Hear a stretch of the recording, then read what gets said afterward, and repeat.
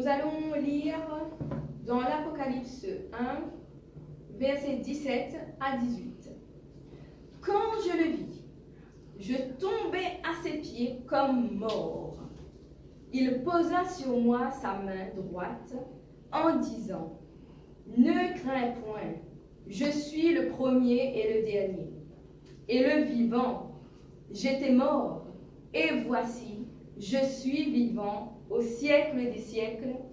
Je tiens les clés de la mort et du séjour des morts. » Amen.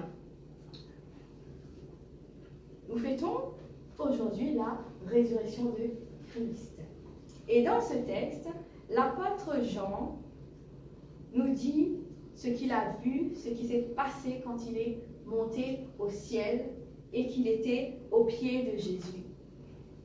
Jésus lui dit qu'il est le vivant, qu'il était mort, mais que maintenant il est vivant, il est le ressuscité. Il détient les clés de la mort et du séjour des morts. Est-ce que vous comprenez ce que le texte nous dit là? Jésus détient les clés de la mort et du séjour des morts. Quand Jésus est mort, il est parti 3 jours. Où ça? C'est bien, vous faites la résurrection du Christ, mais pendant ces 3 jours, où est-ce que Jésus est allé? Qu'est-ce qu'il a fait pendant ces 3 jours? Pourquoi il a fallu 3 jours pour qu'il puisse ressusciter?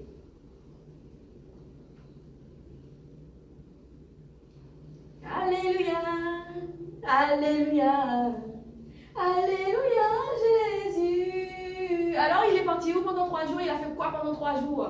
Pourquoi il n'est pas ressuscité tout de suite? Il dit qu'il est le vivant, qu'il détient la clé de la mort. Il détient les clés du séjour des morts. Alors pendant ces 3 jours, où est-ce qu'il est allé? Qu'est-ce qu'il a fait?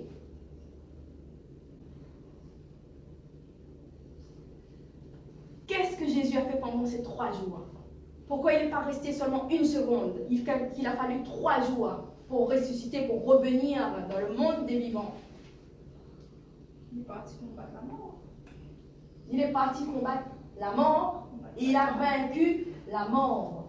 Pendant 3 jours, Jésus est parti dans le séjour des morts pour exploser les puissances de Satan, le diable. Il a vaincu la mort pendant 3 jours. Le premier jour, il a vaincu la mort pour Dieu le Père. Il a fait connaître à tous les démons, le séjour des morts et toutes les personnes qui sont mortes avant sa venue, qui étaient dans le séjour des morts, il leur a fait connaître Dieu le Père. 2e jour, c'est pour faire connaître Jésus le Fils. 3e jour, il leur a fait connaître l'Esprit de Dieu, le Saint-Esprit. Le chiffre 3, c'est le chiffre prophétique de la Bible. Le Père, le Fils, le Saint-Esprit. 3 jours, il est parti. Il a explosé, démonté, vaincu le monde de Satan. Ça veut dire que pour nous, Jésus, il est parti prendre les clés de la victoire sur le monde de la mort. Ça veut dire que quand nous sommes ressuscités en Jésus-Christ, nous sommes aussi morts en Jésus-Christ, que nous aussi, par Jésus-Christ, nous avons vaincu la mort et nous sommes partis 3 jours vaincre le séjour des morts. Ça veut dire que quand on donne sa vie à Jésus, tout le monde des ténèbres connaît notre nom, connaît aussi notre nom en Jésus-Christ. Ça veut dire que maintenant, quand on est sur terre, quand on est enfant de Dieu, le monde des ténèbres a peur de chacun de vous. Jésus-Christ est mort et ressuscité pour chacun de nous. Ça veut dire que quand on est chrétien, le monde des morts se trouve dans nos mains. Jésus détient la clé du monde des morts et des séjours des morts. Nous sommes en Jésus-Christ. On est d'accord? Si quelqu'un est en Christ, cette personne est une nouvelle créature. Cette nouvelle créature, c'est cette personne qui détient les clés de la mort et du séjour des morts. Ça veut dire que nous avons le même pouvoir. Jésus nous donne l'autorité pour avoir le dessus, le contrôle sur tout ce qui est mort dans notre vie. Nous avons ça en nous. C'est bien de fêter la résurrection de Jésus-Christ, oui, mais il faut comprendre qu'est-ce qui se cache. Qu'est-ce qui se cache comme révélation dans cette résurrection de Christ? Car s'il y a résurrection, c'est qu'il y a eu mort. On ne peut pas parler de résurrection sans parler de la mort. Cette mort-là, ce n'est pas n'importe quelle mort. Jésus est mort volontairement pour aller lui aussi faire un séjour de 3 jours dans le séjour des morts pour détruire, pulvériser, exploser tout le monde de Satan afin de revenir. Même la mort n'a pas été capable de le retenir sous la terre. Il n'y a pas d'autre Dieu que Jésus-Christ qui a vaincu la mort. Et quand nous sommes en Christ, nous aussi, nous avons vaincu la mort en Jésus-Christ. Ce qui veut dire, concrètement pour nous, tout ce qui touche à chacun de nous, quel que soit le domaine de nos vies, qui est mort, nous avons le pouvoir de la résurrection de Christ. Nous avons le pouvoir de la résurrection de Christ. Ça veut dire que vous avez l'autorité pour ressusciter tout ce qui ne va pas dans votre vie. Tout ce qui ne va pas dans votre vie, vous avez le pouvoir, l'autorité de ressusciter ça parce que vous avez la puissance de la résurrection en vous. Vous avez Christ. Un chrétien ne peut pas rester à terre. Un chrétien, c'est celui qui détient la clé, au même titre que Jésus-Christ, des séjours, des morts, c'est-à-dire aussi les séjours sur terre. Alors tout ce qui est mort sur cette terre, qui tourne autour de vous, qui gravite autour de vous, qui amène les échecs, les troubles, les afflictions, tout cela vient du séjour des morts. Mais vous, vous avez la clé, vous êtes le Dieu vivant. Jésus a dit, je suis le vivant pour les siècles des siècles. Tant que Jésus n'est pas encore revenu, vous avez le vivant en vous. Vous êtes une création de Dieu, du vivant. Vous avez la capacité de créer. Vous avez l'autorité de créer votre environnement, de dégager par la puissance de la résurrection de Christ tout ce qui ne va pas dans votre vie, sauf les épreuves que Dieu permettra pour vous fortifier, pour vous faire grandir. Ça, c'est tout à fait normal, parce que Dieu veut que vous soyez forts. Donc, il va vous donner des épreuves. Mais tout ce qui n'est pas épreuve de Dieu, vous avez le pouvoir, l'autorité de dégager cela autour de vous, dans votre entourage. Il faut prendre conscience vraiment que vous êtes enfant de Dieu. Vous avez le pouvoir du ressuscité. Alors, à partir de maintenant, vous allez prendre cette autorité que Dieu vous donne et tout ce qui ne va pas dans votre vie, qui n'est pas épreuve de Dieu, vous devez changer cela. Chasser tout ce qui est mort.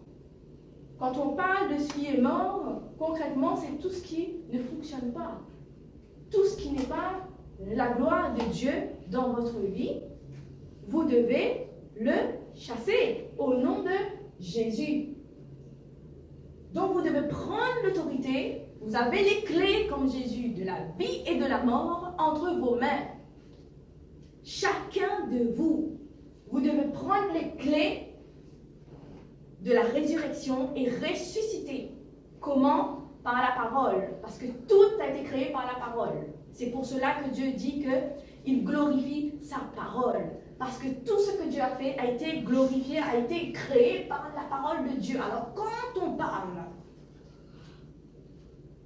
tout ce que nous disons arrive. C'est pour cela qu'il faut faire attention à ce que nous disons. Car nous avons le pouvoir par la parole de la vie et de la mort. Si vous dites des choses négatives sur vous, vous allez créer la mort autour de vous. Si vous dites des choses positives sur vous, vous allez créer la vie autour de vous. La création de la vie et de la mort, c'est au pouvoir de la langue.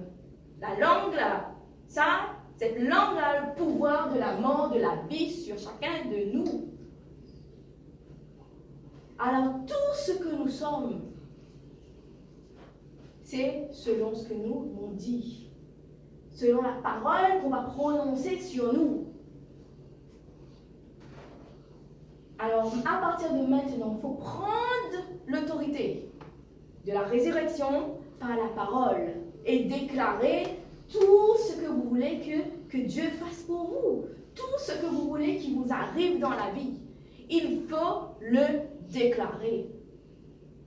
Et tout ce que vous ne voulez plus dans votre vie, il faut le chasser. C'est simple.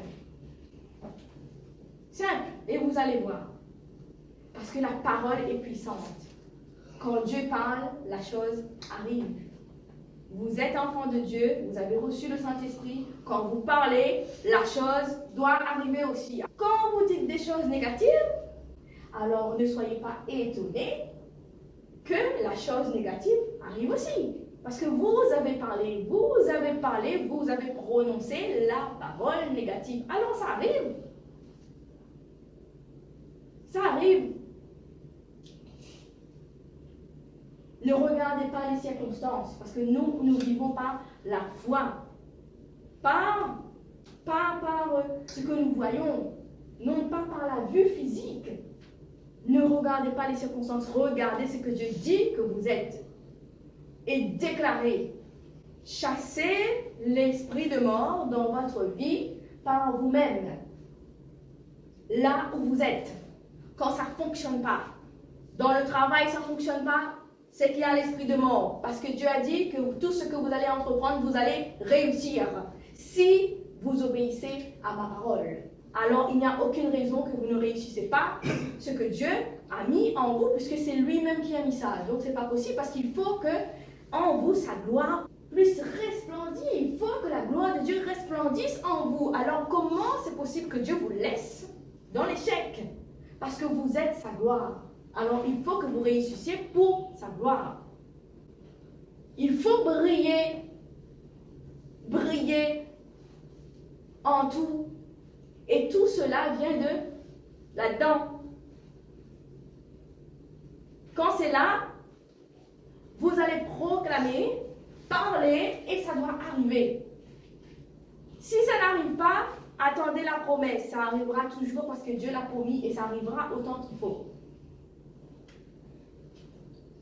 Dieu l'a dit, il a promis. Alors aujourd'hui c'est bien, nous fêtons la fête de Pâques. Tout le monde est content. C'est un jour spécial où nous allons faire la fête. Pour certaines personnes, ils ne savent même pas ce que veut dire Pâques. L'alcool à gogo dans les familles. Mais Dieu n'est pas là-dedans. Dieu n'est pas dans l'alcool. Jésus est ressuscité et c'est vraiment malheureux de voir que des chrétiens, des personnes qui se disent chrétiens, aimaient Jésus, fêtent la résurrection de Jésus qui est mort, qui est parti 3 jours dans les séjours des morts pour vaincre les puissances des ténèbres, pour revenir, pour nous donner les clés de la vie et de la mort. Et ces personnes fêtent la résurrection de Christ noyées dans l'alcool. Fêter la résurrection de Christ avec l'alcool. C'est diabolique. Quand on fait cela et qu'on se dit chrétien, c'est faire retourner Jésus dans la tombe. Nous, chrétiens, nous devons célébrer la résurrection de Jésus par nos vies. Nous sommes juste de passage sur terre. Mais il est temps maintenant de faire ce que Dieu nous demande de faire. Pas de faire ce que les circonstances nous obligent à faire. C'est par la foi que nous pouvons aller au-delà de tout ça. Alors aujourd'hui, c'est l'occasion pour renouveler notre foi à Dieu et lui dire que nous avons compris et que maintenant nous prenons les clés que Jésus est parti chercher pendant 3 jours dans les séjours des morts pour nous donner ces clés afin que nous puissions nous aussi maintenant prendre la relève et aussi faire connaître la gloire de Dieu. Alors nous allons nous mettre debout et nous allons prier. Père éternel, Père tout-puissant, aujourd'hui, en ce jour spécial où nous célébrons la résurrection de ton Fils Jésus-Christ, nous te demandons, Père, que cette puissance de la résurrection entre dans nos vies et que tout ce qui est mort, tout ce qui ne vient pas de toi dans notre vie, maintenant puisse être dégagé au nom de Jésus. Que par la puissance du Saint-Esprit, la puissance de la résurrection, Père, à l'instant même, que tout ce qui ne vient pas de toi, tout ce qui vient de la mort, puisse maintenant, Seigneur, quitter ton peuple ici présent au nom de Jésus-Christ. Ô Père, nous t'adorons en esprit et en vérité. Que cette journée, Seigneur, soit pour nous une journée que nous puissions renouveler en toi la force de la résurrection. Que tout ce qui va mal dans nos affaires soit ressuscité. Que tout, Seigneur, ce qui est mort dans notre santé soit ressuscité. Que les malades soient guéris au nom de Jésus-Christ parce que c'est l'héritage de tout enfant de Dieu. Que les malades soient guéris qu'au nom puissant de Jésus-Christ. Que toute maladie qui vienne de la mort, maintenant, Seigneur, puisse s'enfuir loin de ton nom en ce jour spécial. Que les malades guérissent, Seigneur. Que tous ceux qui ont les finances mortes, qui n'arrivent plus à avancer, qui ne voient plus le bout, Père, parce que tu bénis financièrement aussi tes enfants. Que tout ce qui est mort au niveau des finances, au nom puissant de Jésus-Christ, soit restauré. Soit restauré, que la mort soit chassée dans les finances de ton peuple. Que tout ce qui est mort, dans les couples, dans les mariages, dans les associations, tout ce qui ne va pas, Seigneur, dans les relations humaines, de couple, Seigneur, puisse ressusciter en ce jour. Ressusciter en ce jour, Seigneur. Que tout ce qui est mort dans les familles qui ne vont plus, Seigneur, tout va mal. Tout ce qui est mort dans les familles ressuscite au nom puissant de Jésus. Je déclare que tout ce qui ne va pas aussi, Père, tout ce qui est mort dans les travails, les professions qui n'avancent plus, tout est bloqué, quel que soit leur problème, Seigneur, dans les professions, dans leur travail, qui est mort, ressuscite au nom de Jésus-Christ. Je déclare, Seigneur, la vie Je déclare la vie sur chacun d'eux. Au nom puissant de Jésus-Christ, je déclare la vie, la résurrection de Jésus-Christ dans toutes leurs affaires, dans tout ce qui sont attachés à ton peuple ici présent. Au nom de Jésus-Christ, ô Père, que cette grâce maintenant descende sur chacun d'eux, sur ton peuple ici présent, au nom de Jésus-Christ. Au nom de Jésus-Christ, Amen, Alléluia, Amen, Amen. Amen, Alléluia. Jésus est mort une seule fois pour que après cette mort et cette résurrection, nous puissions vivre tous les jours pour les siècles et des siècles, quelle que soit notre génération, dans la vie. Il ne mourra pas tous les jours pour nous. Il est mort qu'une seule fois. Qu'une seule fois, il est mort. Pour que nous puissions vivre dans la vie. Il a fait cet acte d'amour une seule fois. Mais pour que toute notre vie, dans l'éternité, dans le temps de passage sur la terre, même après notre temps sur la terre, nous vivons dans l'éternité. Et nous devons rendre gloire à Dieu. Nous devons mettre en avant, nous devons mettre en lumière la gloire que Dieu nous a donnée. Amen.